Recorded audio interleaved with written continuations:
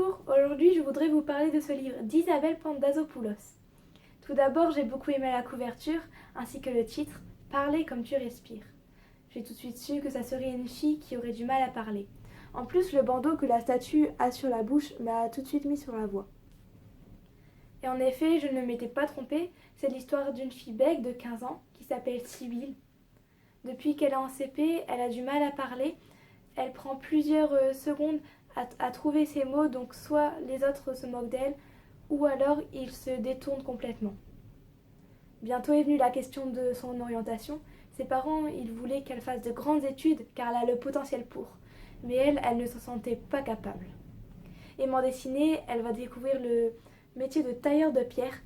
Cela va être une évidence pour elle, une révélation. Je voudrais vous lire une petite page de ce livre qui montre sa passion pour la pierre.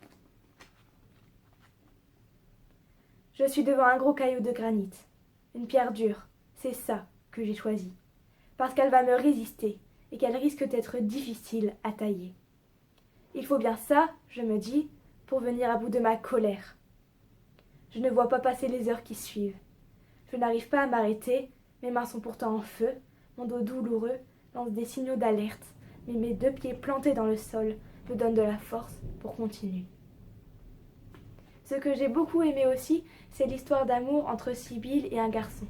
Chacun aime l'autre, mais aucun n'ose se le dire par peur d'être déçu. C'est une histoire très sensible et pleine de rebondissements. Et puis, pour moi, ce livre a une signification. C'est que chaque personne a des problèmes. Sibylle, elle, a du mal à s'exprimer.